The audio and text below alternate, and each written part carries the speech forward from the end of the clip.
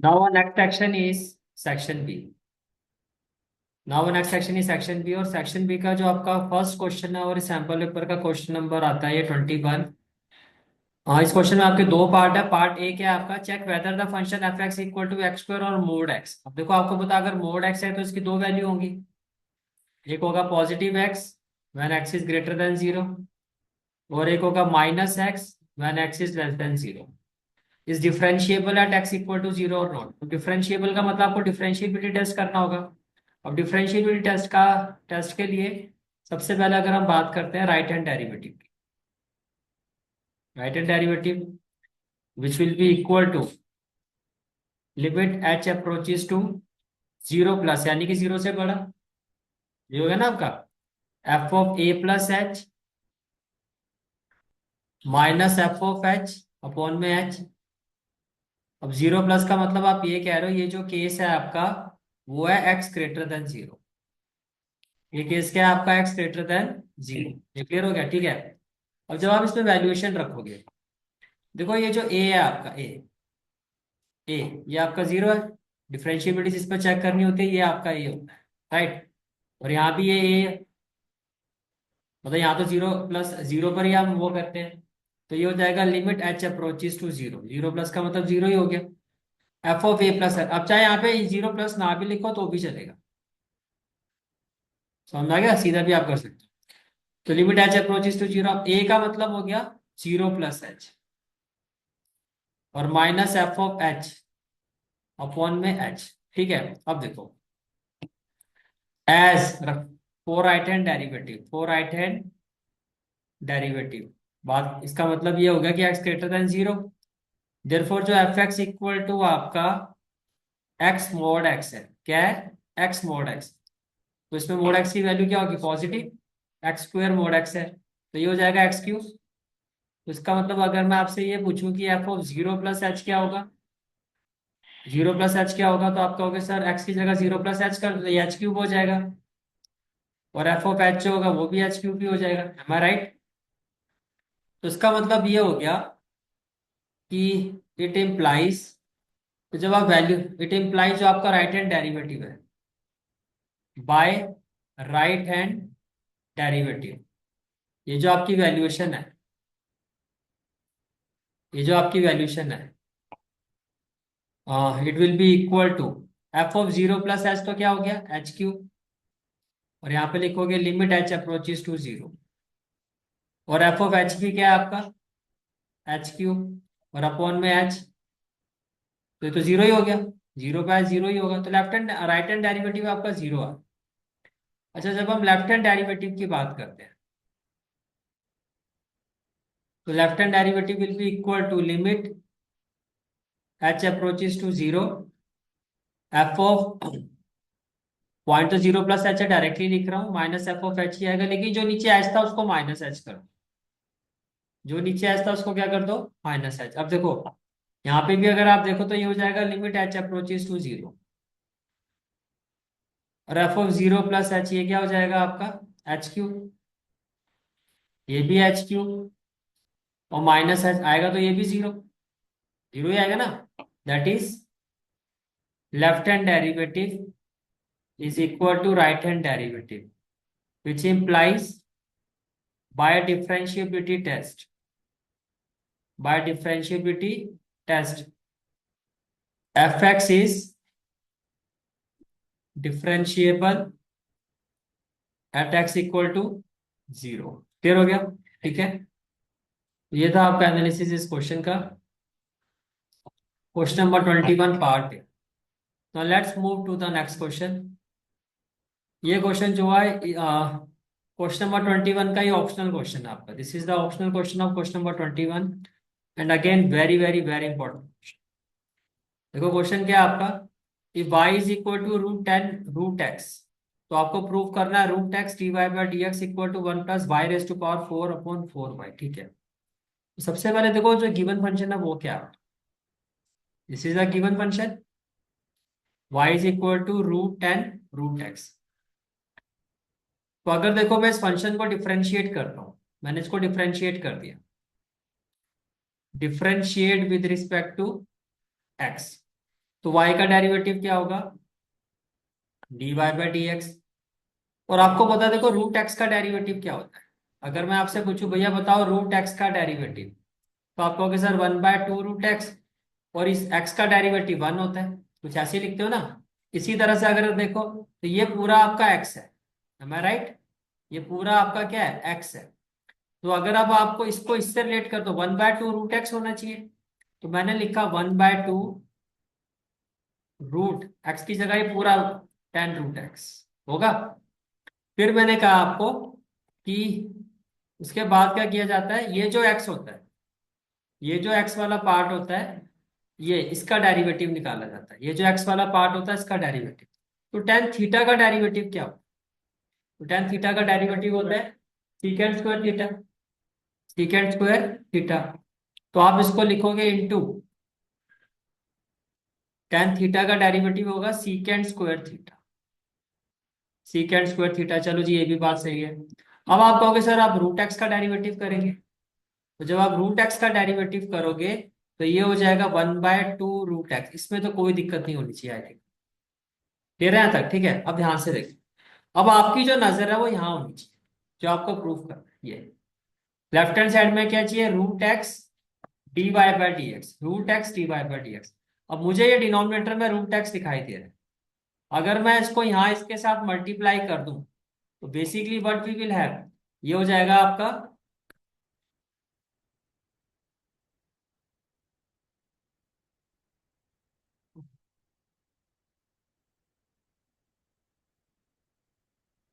लग रहा हथियार से पहले।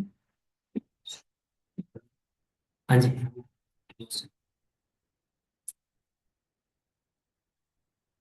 तो जब आप इस रूट एक्स को इसके बाद लेके जाओ, तो ये क्या हो जाएगा आपका, तो लेफ्ट हैंड साइड तो बन गई आपकी। ये हो गया root x into d y by d x. ये क्लियर हो गया जी। चले आगे, ठीक है। इसके बाद आगे देखो, and it will be equal to, अब देखो ये है आपका सीकेंड स्क्वायर रूट एक्स। अब देखो आपने फॉर्मूला पढ़ा हुआ है, हमने ये पढ़ा हुआ है कि सीकेंड स्क्वायर थीटा जो है वो होता है 1 + tan स्क्वायर थीटा होता है। 1 + tan स्क्वायर, क्या मैं इस न्यूमरेटर की जगह कुछ ऐसा लिख सकता हूँ, 1 + tan स्क्वायर थीटा। थीटा की जगह क्या हो जाएगा, रूट एक्स हो जाएगा। और अपॉन में क्या हो जाएगा, ये आपका एज इट इज जो हो जाएगा 2, ये आपका as it is 2 √tan root x.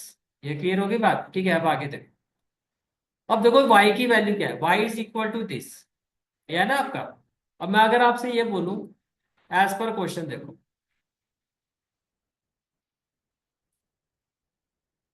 देखो ये आपकी y की वैल्यू, और आपका अगर मैं आपसे पूछूं ये वैल्यू किसके इक्वल होगी, आप कहोगे सर दोनों को स्क्वायर कर दो। मैंने कहा ठीक है, आपने स्क्वायर कर दिया तो वाई स्क्वायर, स्क्वायर करूंगा तो ये रूट हट जाएगा, तो ये हो जाएगा 10 √x। लेकिन मुझे तो 10 स्क्वायर की वैल्यू चाहिए, फिर स्क्वायर करूंगा। जब स्क्वायरिंग करूंगा तो ये हो जाएगा y⁴। तब ये होगा 10 स्क्वायर रूट एक्स। इसका मतलब ये हो गया कि हम ये कह रहे हैं कि ये जो वैल्यू है it is equal to y⁴।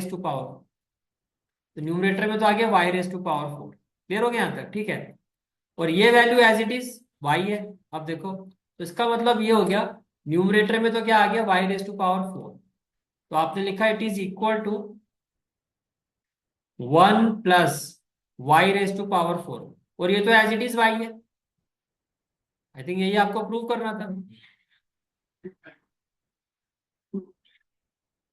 हाँ जी। अच्छा, 2 × 2 जा क्या होगा, 4। यहाँ पे 4 आएगा, तो फिर प्रूफ में भी आपको 4 ही करना होगा। वो तो अभी जब हम प्रूफ में देखते तो लग ही जाता, पता कुछ ना कुछ गड़बड़ हुई है। अब प्रूफ में देखा, हाँ देखो 4y है, तो ये लेफ्ट हैंड साइड हो गई। या very very very important, clear हो गया, ठीक है। चलो जी चलते हैं आगे।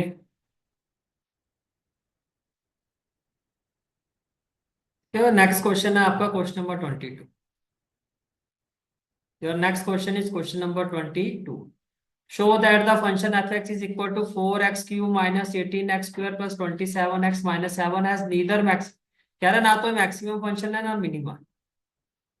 इसका मतलब फिर इसमें जो क्रिटिकल पॉइंट होगा वो पॉइंट ऑफ इन्फ्लेक्शन होना चाहिए, तभी ये पॉसिबल है। तो यहाँ पे एफ एक्स की वैल्यू क्या है आपकी, here f x is equal to 4x³ minus 18x² plus 27x minus 7। सबसे पहला काम क्या है, डिफ्रेंशिएट। तो आपने डिफ्रेंशिएट किया, differentiate with respect to x. जब आप डिफ्रेंशिएट करोगे कैन आई से दैट ये एफ डैश एक्स हो गया। 4x³ क्या हो जाएगा, 12x², सीधा लिखो। x² का होगा 2x, तो 2x इंटू 18 क्या होगा, 36x। और 27x का क्या होगा, 27, और माइनस 7 तो 0। अब एक काम करते हैं, अगर मैं यहाँ से 3 कॉमन ले लेता हूँ, अगर आप यहाँ से 3 कॉमन ले लेते हो, तो देखो यहाँ से इन सभी टर्म से आप 3 कॉमन ले रहे हो, तो 3 मैं कॉमन ले रहा हूँ तो ब्रैकेट में क्या आ जाएगा, 4x² माइनस क्या हो जाएगा 12x, और थर्ड टर्म में क्या हो जाएगा 9। अब एक आइडेंटिटी बनती हुई दिखाई दे रही है कि it will be equal to 3। अब जो 4x² है 2x होल पावर 2, और जो ये 9 है 3 होल पावर 2, और माइनस 12x का मतलब -2 2x इंटू 3। ये आपका आंसर, ये आपका आंसर। अब ये क्या हो गया आपका a² plus b² minus 2ab। तो जो एफ डैश एक्स है आपका ये हो गया 3 within bracket 2x minus 3 whole square. Clear हो गया, ठीक है। अब देखो for critical point, for critical point can I say that, देखो ये तो जीरो के इक्वल होगा नहीं, फिर क्रिटिकल पॉइंट का मतलब सिंपल सी बात ये होती है कि जो हमारा एफ डैश एक्स है वो और कांस्टेंट तो होगा नहीं, तो यही जीरो होगा। तो आपने कहा 2x माइनस 3 इक्वल टू 0, तो x की वैल्यू आ गई 3/2। अब ध्यान से देखो, खुद ही देखो आप, अगर मैं 3/2 से छोटी, यानी कि देखो ये आपकी नंबर लाइन है, ये आपकी क्या है नंबर लाइन, ये हो गया आपका 3/2। 3/2 से पीछे कोई भी वैल्यू ले लो से 0, अगर मैं यहाँ 0 रखता हूँ तो देखो ये तो हाई पॉजिटिव, और कुछ भी रखूंगा होल स्क्वायर है तो पॉजिटिव भी आएगा ओवरऑल। तो अगर लेफ्ट हैंड साइड में जाते हैं तो पॉजिटिव आ रहा है। अब 3/2 का मतलब 1 पॉइंट समथिंग, तो राइट हैंड साइड में चलो हम ले लेते हैं 2। अब 2 भी रखूंगा तो भी ये पॉजिटिव, ये हाई पॉजिटिव, फिर ये पॉजिटिव, फिर तो ना मिनिमम ना maximum.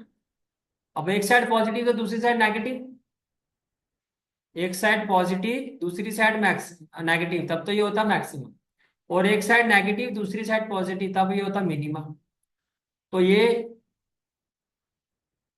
As x is equal to 3/2 is a point of inflection, is a point of inflection. Therefore, fx is neither maxima, neither maxima nor minima, neither maxima nor minima। बात समझ में आ गई, ठीक है। नीदर मैक्सिमा और nor minima, clear हो गया, ठीक है। चलो जी आगे चलते हैं। क्या नेक्स्ट क्वेश्चन, ये तो आपका फेवरेट है, इंटीग्रेशन। सेक्शन बी का नेक्स्ट क्वेश्चन आता है, question number 23 part A. We have to integrate x root 1 plus 2x dx। बताओ भी क्या करें, x की जगह कोई और आइडिया, कोई और सजेशन। तो ये थोड़ा मुझे ज्यादा अप्रोचेबल लग रहा है कि अगर मैं 1 प्लस 2x को, चलो ऐसा करता हूँ t² ले लें। मुझे ये बताओ, अगर मैंने इसको t² ले लिया, अगर मैं इसको t² लेता हूँ तो आपके हिसाब से फिर x की वैल्यू क्या, तो 2x इक्वल टू क्या हो जाएगा t² -1 तो सर एक्स की वैल्यू फिर हो जाएगी t² - 1/2, यही होगा। चलो, तो ये जो गिवन इंटीग्रल है इसको मैं आई ले लेता हूँ। तो अब आई की वैल्यू क्या होनी चाहिए? सर एक्स की जगह तो अब आएगा t² - 1/2, एम आई राइट? तो देखो जो 1/2 है उसको बाहर कर देते हैं, तो मैं इसको लिख देता हूँ 1/2। तो ये तो हो गया t² - 1। और सर ये जो 1 + 2x है इसकी जगह क्या आएगा? t²। मैं लिखूं इसकी जगह t², ठीक है। तो इसकी जगह तो आ गया t²। अच्छा आगे देखो, अब आगे क्या है? dx। आपने इसको हमने इसको डिफरेंशिएट नहीं किया है। तो जब हम इसको डिफरेंशिएट, इसको मैं क्वेश्चन 1 ले लेता हूँ। अब डिफरेंशिएट यही कर देते हैं। डिफरेंशिएट 1,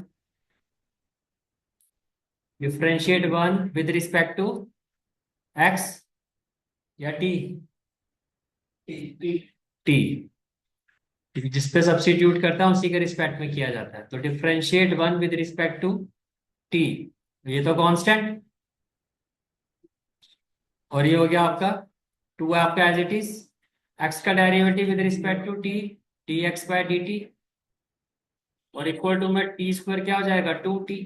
अब 2 से तो 2 गायब, तो dx/dt क्या हो गया आपका? यानी कि dx इक्वल टू क्या हो गया? 2t, सॉरी फिर 2 लिखो, 2 पीछे नहीं छोड़ रहा भाई, 2 से ज्यादा ही लगाव हो गया। वो कह रहा भैया कैंसिल हो गया, आप बच्चे की जान लोगे क्या? तो टी एक्स इक्वल टू क्या हो गया? T D T. अब मुझे ये बताओ, तो क्या मैं इस डी एक्स की जगह लिखूं टी डी टी? तो टी, हाँ नहीं नहीं, सही कह रहे हो, सही कह रहे हो, सही कह रहे हो। क्योंकि हमने 1 + 2x को जो है इसको t² लिया है हमने, इसको। अब ये रूट में आएगा, तो रूट में पहले लिख ही देता हूँ भैया, ठीक है। और डी एक्स की वैल्यू क्या आई है आपकी? T D T. साफ सफाई वाला काम कर देते हैं, कंफ्यूजन करता हूँ। चलो जी, आप बताओ क्या आना चाहिए। तो आई किसके इक्वल आएगा? 1/2। ब्रैकेट में क्या आएगा? t² - 1। अब बताओ, t² का स्क्वायर रूट क्या? t। ये आपने लिखा t, इंटू टी क्या हो जाएगा? t²। और ये हो जाएगा आपका dt। ये आपका क्या हो जाएगा? dt। तो आई इज इक्वल टू क्या हो जाएगा?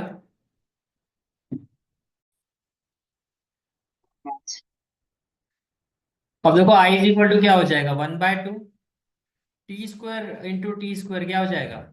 t⁻⁴ -1 × t² क्या हो जाएगा? -t²। और ये हो जाएगा आपका dt। ये क्या हो जाएगा आपका dt? ये क्लियर हो गया, ठीक है। Now I will be equal to 1/2। अब जब आप इसको इंटीग्रेट करोगे तो t⁻⁴ का इंटीग्रेशन क्या होगा? t⁻⁵/5 माइनस t⁻² का इंटीग्रेशन क्या होगा? t⁻3/3 होगा ना। और प्लस में क्या आ जाएगा? c। थोड़ा सा और आगे बढ़ते हैं। अब i इज इक्वल टू क्या होगा? 1/2। अब 5 और 3 का एलसीएम क्या होगा? 15। तो मैं इसको लिखूं 3t⁻⁵। और 3 × 5 = 15, 5t⁻3। अब t की वैल्यू क्या थी? टी की ये t² की वैल्यू है। ध्यान से देखो ना, ये आपकी जो वैल्यू है t², आपकी जो t² की वैल्यू है यहाँ पे अगर आप देखो तो t² की वैल्यू है आपकी 1 + 2x। तो t की वैल्यू क्या होगी? √1 + 2x, एम आई राइट? तो t की वैल्यू होगी √1 + 2x। तो इसका मतलब ये हो गया आपका कि देखो i इज इक्वल टू हो गया 1/2, राइट। यहां से कॉमन क्या ले सकते हो? t⁻3। तो ये हो गया t⁻3। ब्रैकेट में क्या आ जाएगा?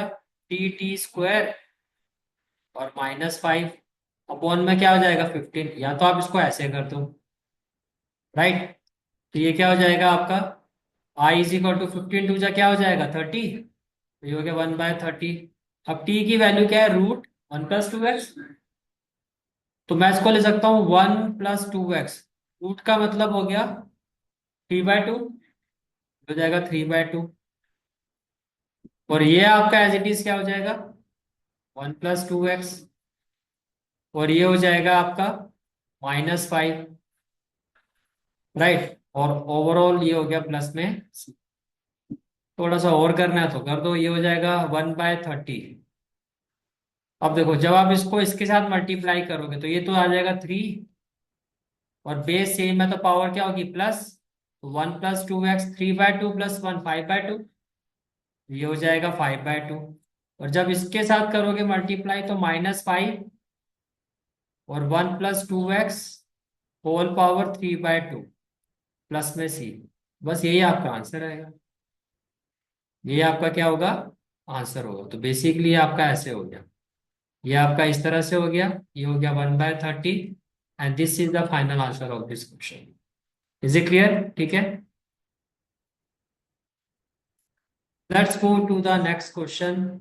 Next question is again we have to evaluate this way.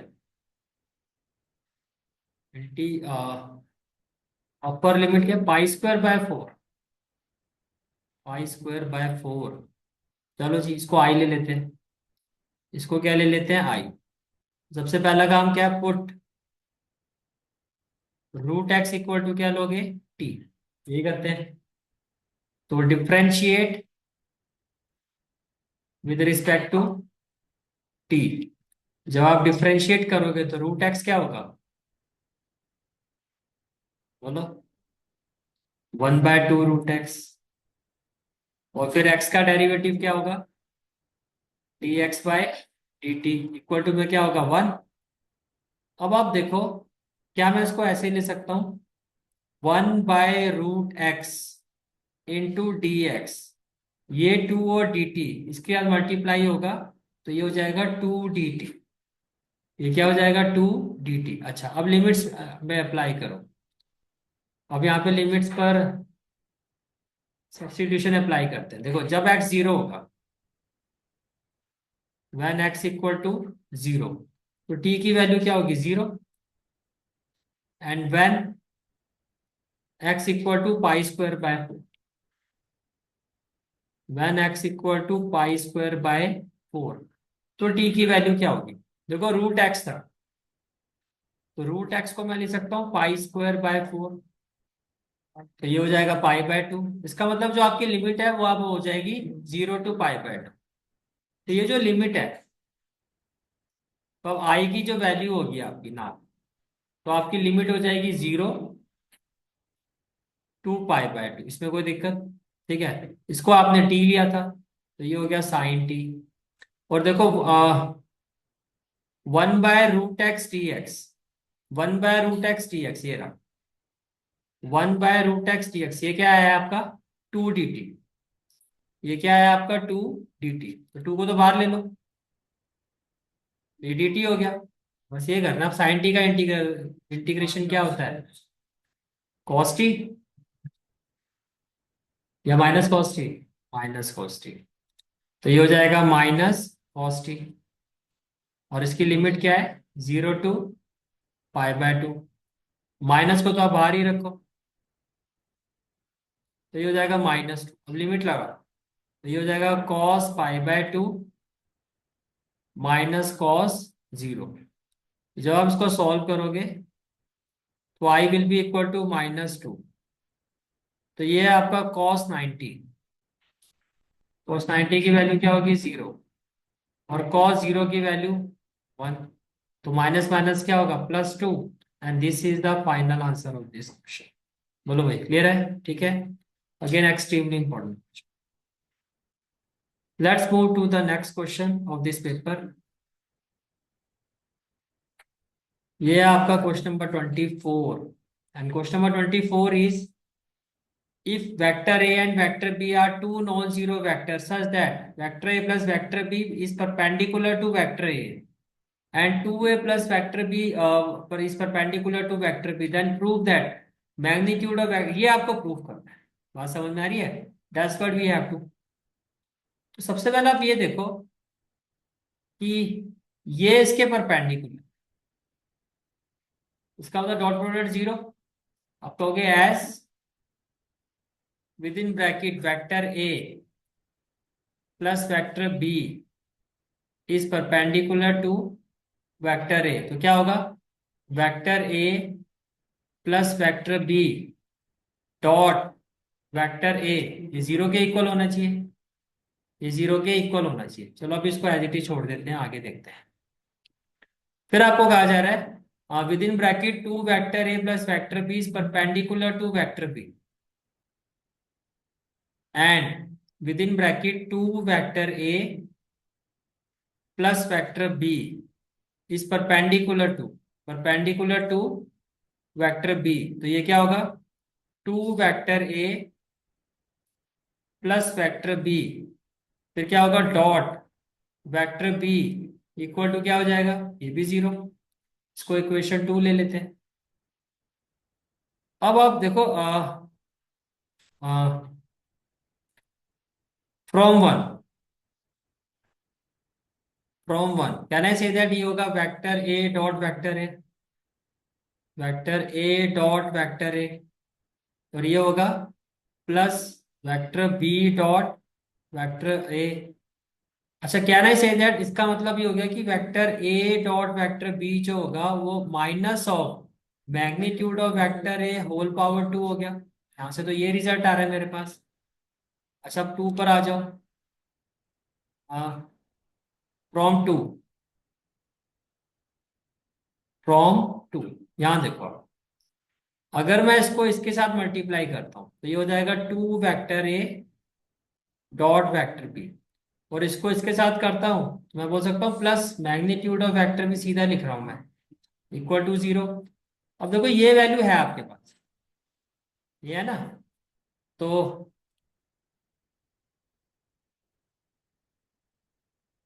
Put vector a dot vector b, इसकी जगह क्या पुट करोगे, minus magnitude of vector a whole power 2।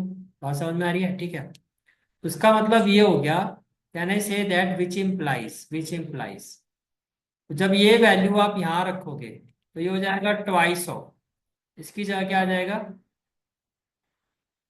Minus magnitude of vector a whole power 2, और आगे क्या होगा, plus magnitude of vector b whole power 2 equal to में क्या होगा, जीरो होगा ना।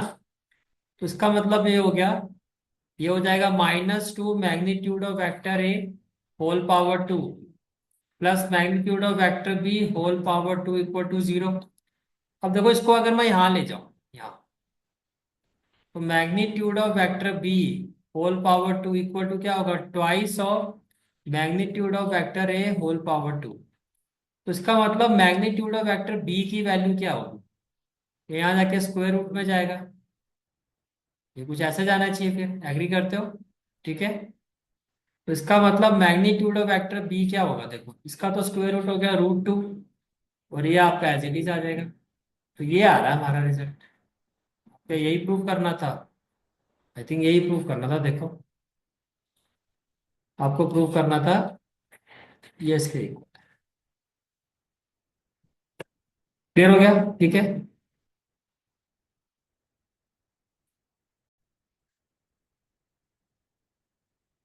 देखो नेक्स्ट क्वेश्चन है आपका, in the given figure ABCD is a parallelogram and vector AB is equal to 2y cap -4, तो आपको देखो इसकी वैल्यू गिवन है, नहीं AB की वैल्यू गिवन है, वेक्टर AB की वैल्यू आपको गिवन है, ये ठीक है। और DB, वेक्टर DB की भी वैल्यू गिवन है आपको, और AD निकालना है, देखो और उसके बाद एरिया पैरेललोग्राम भी निकालना है। सब बना के दिया फिर। अच्छा, क्या आप एग्री करते हो अगर मैं आपको ये कहूँ कि यहाँ पे आपका AD वेक्टर है, ये है ना AD वेक्टर, और प्लस DB वेक्टर, ये किसके इक्वल होगा, इक्वल टू AB वेक्टर। पहले बताओ, ये समझ में आ गई बात। अब हमें फाइंड क्या करना है, we have to find AD vector, we have to find AD vector. तो जब आपको AD वेक्टर फाइंड करना है तो AD वेक्टर यहां से क्या हो जाएगा, which implies AD vector it will be equal to, आप कहोगे sir it will be equal to AB vector minus, ये क्या हो जाएगा आपका, माइनस क्या हो जाएगा, डीबी वेक्टर। ये हो जाएगा AD vector, AB vector minus DB vector. ये क्लियर हो गया, ठीक है। अच्छा, अब एबी वेक्टर की वैल्यू क्या है? एबी वेक्टर की जो वैल्यू है आपकी वो है 2 i cap minus 4j cap plus 5k cap. ये हो जाएगा आपका AD vector is equal to 2 i cap -4j cap plus 5k cap minus. अच्छा, उसके बाद डीबी वेक्टर, डीबी वेक्टर की वैल्यू क्या है? डीबी वेक्टर की value 3 i cap -6j cap plus 2k cap. 3 i cap -6j cap plus 2k cap. तो आपने लिखा 3 i cap -6j cap plus 2k cap. ये भी क्लियर हो गया, ठीक है। अच्छा, आप देखो तो एडी वेक्टर की वैल्यू क्या होगी? AD vector is equal 2 i cap -3 i cap. क्या हो जाएगा? -i cap. तो ये हो गया आपका -i कैप। ये क्या हो गया आपका? -i cap. इसके बाद देखो -4j कैप और -6j कैप। तो +6j कैप हो जाएगा। 6j कैप -4j कैप कितना हो जाएगा? 2j cap. तो ये हो गया जी 2j कैप। उसके बाद देखो जी आगे, इसका नेक्स्ट वैल्यूएशन है आपका +5k cap -2k cap. Minus क्या आपका? 2k cap. तो क्या हो जाएगा? 3k cap. तो प्लस में क्या हो गया? 3k cap. ये आ गया आपका आइडिया। अच्छा, अब आपको निकालना है area of parallelogram. Area of parallelogram ABCD। तो can I say that area, can I say that area of parallelogram ABCD is equal to half, नहीं हाफ नहीं, सॉरी, ट्राइंगल थोड़ी ना है। Is equal to magnitude of, adjacent side होता है तो ये हो जाएगा AD क्रॉस AP वेक्टर। ये होगा ना आपका। तो इसका मतलब it will be equal to, पहले तो AD vector cross AB vector निकालोगे। AD vector cross AB vector. तो ये हो जाएगा i cap, j cap, k cap. ये आपका कुछ इस तरह से आ जाएगा। अब AD वेक्टर में अगर आप देखो तो -1 2 3। तो ये हो गया भैया आपका -1 2 3। और अगर आप AB वेक्टर में देखो, AB वेक्टर में क्या होगा? 2 -4 5। तो ये हो जाएगा 2 -4 5। क्लियर हो गया था, ठीक है। अच्छा चलो देखो, तो सबसे पहले देखो क्या होगा। ये हो जाएगा आपका i cap within bracket 2 5 जा क्या हो जाएगा? 10। और with minus sign, minus minus क्या होगा? प्लस। तो 4 3 जा 12। तो 12 + 10 कितना हो जाएगा? 22 i कैप। इसमें तो कोई दिक्कत नहीं है। तो it will be equal to 22 i cap. अच्छा, उसके बाद आगे चलो। फिर नेक्स्ट वैल्यू क्या है आपकी? -j cap. अब जे वाला रो और कॉलम हाइड कर दो। इसको आप हाइड कर दोगे तो -1 × 5 क्या हो जाएगा? -5। विद माइनस साइन ये हो जाएगा -6। तो minus minus plus 11j cap. तो ये हो जाएगा 11j कैप। 11j कैप, ठीक है। इसका नेक्स्ट वैल्यू क्या है आपकी? +k cap. नेक्स्ट वैल्यू क्या है आपकी? +k cap. तो आपने लिखा +k कैप। तो इसको हाइड कर दो तो ये हो जाएगा 4 विद माइनस साइन -4। तो 0। तो 0 ही आ गया। इसका मतलब ये वैल्यू आ गया, ठीक है। अब मुझे इसका मैग्नीट्यूड निकालना। आपको क्या निकालना है? इसका magnitude. Now magnitude of AD vector cross AB vector is equal to 22 square plus 11 square.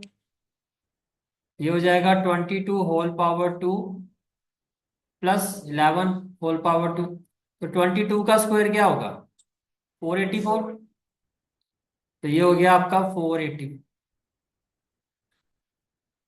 Plus 11 का स्क्वायर क्या होगा 121, तो प्लस हो गया आपका 121, ठीक है। तो 484 121, 4 + 1 5, 8 + 2 10, 5 + 1 6, 605, ठीक है जी। अब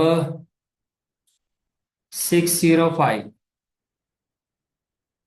11 से जाएगा आई थिंक, 11 5 जा 55, 11 5 जा 55, फिर 11 5 जा 50, 11 का तो पेयर बन गया, 11√5 आएगा। बस यही आपका आंसर हो गया, 11√5 स्क्वायर यूनिट, ठीक है। That is area of parallelogram is equal to 11√5 square unit. कोई डाउट है तो बताओ, क्लियर हो गया, ठीक है। And this is the final answer of this. ये था आपका फाइनल एनालिसिस सेक्शन बी का, इसी के साथ आपका सेक्शन बी होता है complete. This is for today's class. I hope you like this class, and if you like this class then do like, share and subscribe my channel. And don't forget to press the bell icon. Bell icon press करने से क्या होगा, जो भी मैं lecture upload करूंगा you will get the notification of that lecture. Thanks for watching this video. जहाँ तक आपके मैथ्स कोर्स की बात है, कंप्लीट मैथमेटिक्स कोर्स की जो प्लेलिस्ट का लिंक है वो आपको डिस्क्रिप्शन सेक्शन में मिल जाएगा। So bye, take care and have a great day.